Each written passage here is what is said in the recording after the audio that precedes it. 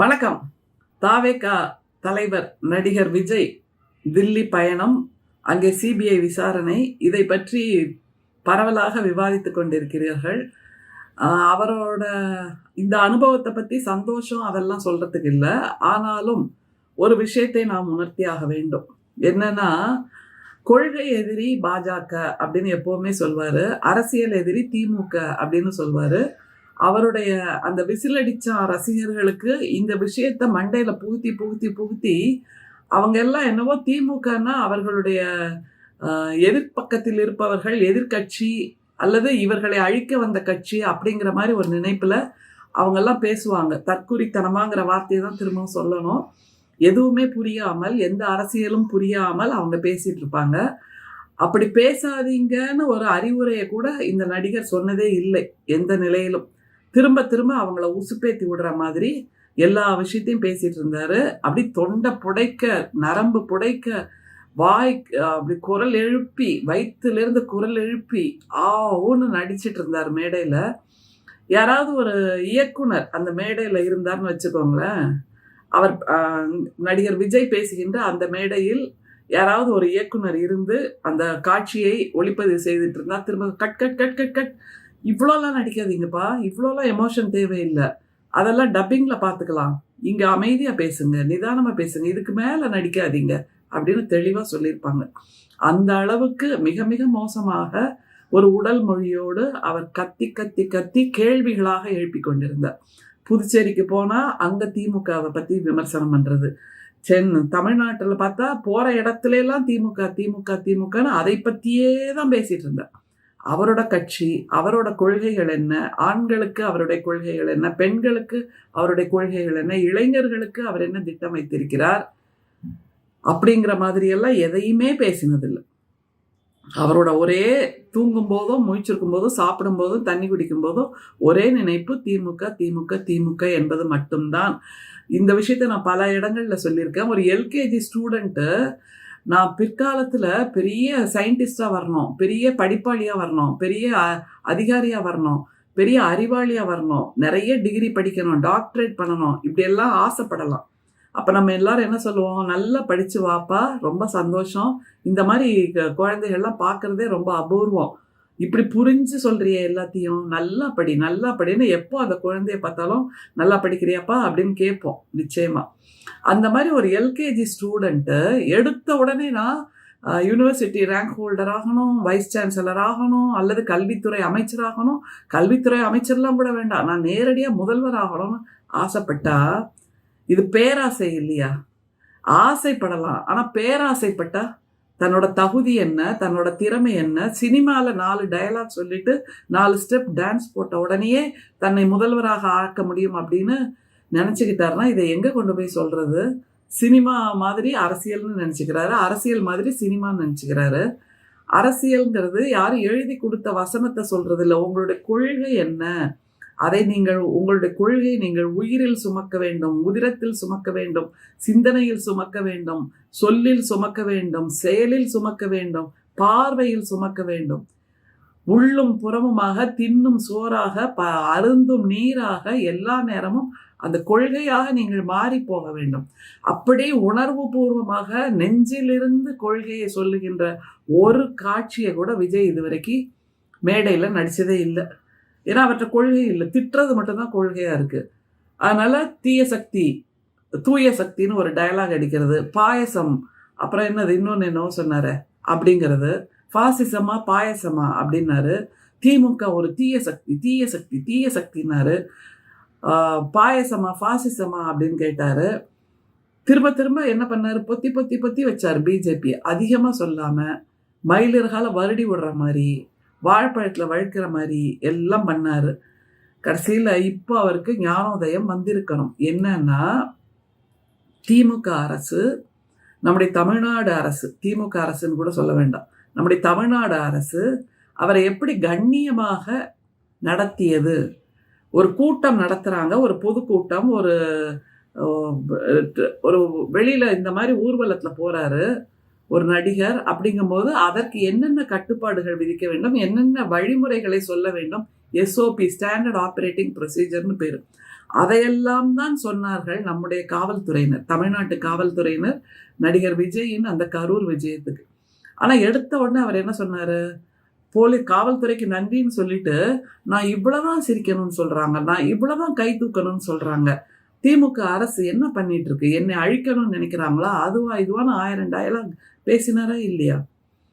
ஆனால் தமிழ்நாடு காவல்துறை அவரை கண்ணியமாக நடத்தியது. பல இடங்களில் இப்போ நீங்க போக வேண்டாம், கூட்டம் அதிகமா இருக்குன்னு அறிவுரை எல்லாம் கூட சொல்லியிருக்காங்க. அதற்குத்தான் நடிகர் விஜய் கரூர்ல மேடை ஏறி அந்த கேரவன்ல ஏறி அந்த மைக்கை பிடிச்ச உடனே சொன்னது, நான் இங்கே பத்திரமாக வந்து சேர்ந்ததற்கு நம்முடைய தமிழ்நாடு காவல்துறைக்கு நன்றின்னு சொன்னார். இதை யாராலையும் மறுக்க முடியாது. ஆனா அவர் தான் இல்லாத அலப்பறை, இல்லாத கலைபரம் எல்லாம் பண்ணது. லைட்டை ஆஃப் பண்ணி போட்டது, அப்புறம் ஆஃப் பண்ணி வச்சுட்டு உள்ள ஓடிட்டது. என்ன நடத்திட்டு இருந்தார் அவரு? அதே மாதிரி அங்க அவ்வளோ பெரிய ஸ்டாம்பீட் நடக்குது, மக்கள் நெரிசலால் கீழே விழறாங்க, காயம் ஏற்படுது, உயிர் பலி ஏற்படுதுன்னு தெரிஞ்ச அடுத்த நிமிஷம் நீங்க காணாம போயிட்டீங்களேப்பா. காணாம போயிட்டு திருச்சி விமான நிலையத்துல நிருபர் கேட்கிறாரு, 31 உயிர் பலியாயிடுச்சுங்கன்னு. காதலியே வாங்காத மாதிரி சர்ருன்னு போனீங்க. போய் அப்படியே அடுத்த நிமிஷம் சென்னையிலேருந்து பனையூர்னு உள்ள போய் படுத்த வர 30 நாளா ஆளே காணோம். கும்பகர்ண தூக்கம் தூங்கிட்டு இருந்தீங்க. அப்போ கூட தமிழ்நாடு அரசு உங்களை கண்ணியமாகத்தான் நடத்தியது. நீங்க தான் 3 நாள் கழிச்சு முழிச்சு மேக்கப்லாம் போட்டுக்கிட்டு அப்படியே சோகம் அடைஞ்ச மாதிரி என் மனசு ரொம்ப வலிக்குது அப்படின்னு சிஎம் சார், நான் ரசிகர்களை, என்னோட தொண்டர்களை நீங்க கை வைக்காதீங்க, உங்களுக்கு பழி வாங்கணும்னா எங்கிட்ட வாங்க, நான் பனையூர்ல இருப்பேன் இல்ல ஆபீஸ்ல இருப்பேன்னு சொன்னீங்களா இல்லையா? இப்ப குரல் எழுப்பி சொல்லுங்க விஜய், தம்பி விஜய் சொல்லுங்க. பிஎம் சார் உங்களுக்கு இப்ப திரும்ப நீங்க குரல் எழுப்பி சொல்லுங்க விஜய். பிஎம் சார் உங்களுக்கு பழி வாங்கணும்னா என்னோட படத்தை ஒண்ணும் பண்ணாதீங்க, என்னோட படத்தோட ப்ரொடியூசரை ஒண்ணும் பண்ணாதீங்க, என்னோட ரசிகர்களை ஒண்ணும் பண்ணாதீங்க, அவங்கள ஏமாத்தாதீங்க. என்னோட படத்தை ஏதாவது பண்ணணும், பழி வாங்கணும்னு நினைச்சீங்கன்னா என்கிட்ட வாங்க தனியா, நான் பனையூர்ல தான் இருப்பேன், இல்லைன்னா ஆபீஸ்ல இருப்பேன் அப்படின்னு சொல்லுங்களேன் கொஞ்சம். ஸ்டாலின் அங்கிள் அப்படின்னீங்கல்ல, ஸ்டாலின் மோடி கொஞ்சம் சொல்லுங்களேன். ஸ்டாலின் மோடி இல்லை, அங்கிள் மோடி. ஸ்டாலின் அங்கிள்ங்கிற மாதிரி மோடி அங்கிள் கொஞ்சம் சொல்லுங்களேன். அமித்ஷா அங்கிள் கொஞ்சம் சொல்லுங்களேன். கொஞ்சம் காது கொடுத்து கேட்கணும் போல இருக்கு, சொல்லுங்க பார்க்கலாம். ஏன்னா வசனம் எழுதி கொடுத்தா அதை அப்படியே படிச்சுட்டு போறவர் தானே நீங்க. சரி, இதை கூட விடுங்க. புதுச்சேரிக்கு போனீங்களே, அங்க அந்த டிஎஸ்பி அம்மா உங்க புஷி ஆனந்த என்ன விரட்டுன்னு விரட்டினாங்க. சொன்னதை கேட்கிறியா இல்லையான்னு சொன்ன உடனே புஷி ஆனந்த் துண்டை காணும் துணியை காணும்னு அடுத்த நிமிஷம் சீன்ல இருந்து காணாமையே போயிட்டாரு. அத்தனை பேரும் நின்றுட்டு இருந்தாங்க. நீங்க சொன்ன நேரத்துக்கு 10 நிமிஷம் முன்னாடியே போய் மைக்க பிடிச்சிட்டீங்க. அப்படின்னா தமிழ்நாட்டு காவல்துறை மட்டும் உங்களுக்கு இளக்காரமா? தமிழ்நாட்டை ஆட்சி செய்கின்ற அரசு மட்டும் உங்களுக்கு இளக்காரமா? நீங்க என்ன வேணா செய்வீங்க, எத்தனை பேரை வேணா கொல்லுவீங்க, நாங்க பார்த்துட்டு வாய் மூடிட்டு இருக்கோம்னா? அதற்குத்தான் மக்கள் வாக்களித்து எங்களுடைய தலைவரை முதல்வராக தேர்ந்தெடுத்திருக்காங்களா? வாய்க்கு வந்ததெல்லாம் பேசினீங்க. அது மாதிரி உங்களுடைய ரசிகர்களை எல்லாம் உசுப்பேத்தி விட்டீங்க. அவங்க பேசுறதெல்லாம் கேட்டா இப்படி கூட மனிதர்களால் பேச முடியுமா? கொஞ்சம் கூட அறிவுக்கும் அவர்களுக்கும் சம்பந்தமே இல்லாத மாதிரி பேசிட்டு இருந்தாங்க. அதையெல்லாம் ஒண்ணுமே நீங்க கேட்கல. நீங்களே எத்தனை தடவை சொல்லியிருக்கீங்க, மேலே ஏறாதப்பா, கீழே இறங்கு, கரண்ட் கம்பத்துல ஏறாத, டிரான்ஸ்ஃபார்மர்ல ஏறாத, சேரை உடைக்காத, குதிக்காத, குரங்கு மாதிரி தாவாத, எத்தனை விஷயங்களை சொன்னீங்க. இவ்வளவு லட்சணமாக ஒரு கட்சியை வச்சுக்கிட்டு அதுக்கு ஒரு தலைவன் வேற ஒரு பொறுப்பு எடுத்துக்கிட்டு நீங்க இப்போ சிபிஐ முன்னாடி வாய் மூடி மௌனியா உட்கார்ந்துருக்கீங்க. இப்போ உங்களுக்கு உலக அனுபவம் தெரியுதா? அரசியலுக்கு வர்றீங்கல்ல, உலக அனுபவம் தெரியணும். 30 வருஷமா மிகப்பெரிய வருமானத்தை விட்டுட்டு வரேன்னு சொன்னீங்களே, வருமானத்தை விட்டு நீங்க என்ன பண்ணீங்க 30 வருஷமா? ஏன் உங்க திரைத்துறையிலேயே அங்க ஒரு நடிகர் சங்க கட்டடம் எழுப்ப முடியாத மாதிரி அங்க அவ்வளோ பிரச்சனை இத்தனை ஆண்டு காலம் போயிட்டு இருக்கு.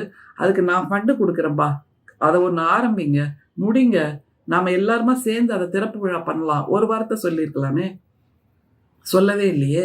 அது மாதிரி அங்கே உள்ள பெண் கலைஞர்களுக்காக ஏதாவது சிறப்பு ஏற்பாடை செய்திருக்கலாம், சிறப்பு அமைப்பை உருவாக்கி இருக்கலாம், அதையும் நீங்க பண்ணல. அங்க உள்ள எளிய கலைஞர்களுக்காக ஏதாவது ஒரு நிதி உதவியை ஏற்பாடு செய்திருக்கலாம், அதையும் நீங்க பண்ணல. அதை விட்டுட்டு ஒரு மாநிலத்தின் முதல்வராக வேணும்னா அது எவ்வளோ பெரிய வேலை உங்களுக்கு தெரியுமா? எறும்பு தலையில இமயமலையை தூக்கி வைக்கிற மாதிரியான வேலை. புரியவே புரியாது உங்களுக்கு. யாராவது வசனம் எழுதி கொடுத்தா நீங்க சொல்லுவீங்க, அவ்வளவுதான். யாராவது இசையமைப்பாளர் இசையமைச்சு கொடுத்தா அதுக்கு நீங்க டான்ஸ் ஆடுவீங்க. அந்த டான்ஸை கூட உங்களுக்கு சொந்தமா ஆட தெரியாது. நடன இயக்குனர் சொல்லி தரணும். ஃபைட்டா அதை உங்களுக்கு ஸ்டண்ட் மாஸ்டர் சொல்லி தரணும். அதனாலதான் இப்போ உங்களுக்கு குழம்புது. தன்னை டைரக்ட் பண்றதுக்கு டைரக்டர் யாரும் இல்லாம சிபிஐ முன்னாடி எப்படி போறது, கேரவன்ல ஏறி நின்று எப்படி பேசுறது, மக்களை எப்படி அட்ரஸ் பண்றது. மக்களை அட்ரஸ் பண்றதுக்கு கூட டைரக்டர் இருந்தா அவர் கட் சொல்லி உங்களுக்கு சொல்லி கொடுப்பாரு. உங்களுக்கு சொந்தமா செய்ய தெரியல. சுயம்பு இல்லை நீங்கள். நீங்கள் நடித்த கதாபாத்திரங்களை எல்லாம் நீங்கள் அப்படியே கொஞ்சம் நடிச்சு தான் பண்ணியிருக்கீங்களே தவிர அதுல இயல்பான துடிப்போ வெடிப்போ நடிப்போ எதுவுமே இல்லை என்பது அந்த இயக்குனர்கள் சொல்லி உங்களுக்கு தெரியும். ஆனாலும் ஒரு காத்தடைத்த பலூன் மாதிரி உங்களை பூதாகாரமா ஆக்கி வச்சாச்சு. அரசியலில் பாடங்கள் கற்றுக்கொள்ள ஆரம்பித்திருக்கிறீர்கள், கத்துக்கோங்க. இன்னும் நீண்ட பயணம் இருக்கா இல்ல இந்த தேர்தலுக்கு முன்னாடியே இழுத்து மூடிடுவீங்களா கடைய, அதுவும் தெரியல. அது தவிர இன்னொன்னு, உங்க தற்கூரி ரசிகர்கள்லாம் பேசிட்டு இருக்காங்க, இந்த சென்சார் போர்டு பிரச்சனை வந்து திமுக உருவாக்குச்சுன்னு கொஞ்சம் தயவுசெய்து சொல்லுங்க. நான் தூர்தர்ஷன் டைரக்டரா இருந்தவன், அதனால எனக்கு தெரியும். இன்ஃபர்மேஷன் அண்ட் பிராட்காஸ்டிங் மினிஸ்ட்ரிக்குள்ள தான் ஆல் இண்டியா ரேடியோ, தூர்தர்ஷன், அப்புறம் films division, film censor board, அப்புறம் song and drama division, registration division எல்லாமே வருது. அதுக்கு நம்முடைய இணை அமைச்சர் இருக்கார்ல, எல் முருகன், அவர் தான் இணை அமைச்சரா இருக்காரு இந்த மினிஸ்ட்ரி ஆஃப் ஐஎன்பிக்கு. அதனால உங்க ரசிகர்கள்ட்ட சொல்லுங்க, மினிஸ்ட்ரி ஆஃப் ஐஎன்பியோட இணை அமைச்சரா இருக்க எல் முருகன் தான் இவ்வளவு பிரச்சனையும் பண்ணிட்டு இருக்காரு. இதுக்கும் திமுகவுக்கும் எந்த சம்பந்தம் இல்லைங்கிறத கொஞ்சம் தெளிவுபடுத்துங்க. இதையும் மீறி நீங்க திமுக தான் பண்ணுச்சுன்னா அது உங்களோட கற்பனைக்கும் ஹைபோதீசிஸ்க்கும் நாங்க ஒன்றும் பதில் சொல்ல முடியாது. Anyhow, all the best. CBI எப்படி விசாரிக்கும், நீங்க உங்க டைரக்டர் சொல்றபடி சிபிஐ விசாரணையில் நடிச்சிருக்கலாம். ஆனால் உண்மையான சிபிஐ விசாரணை எப்படி இருக்குங்கிறத நேரடியா பார்த்துட்டீங்க.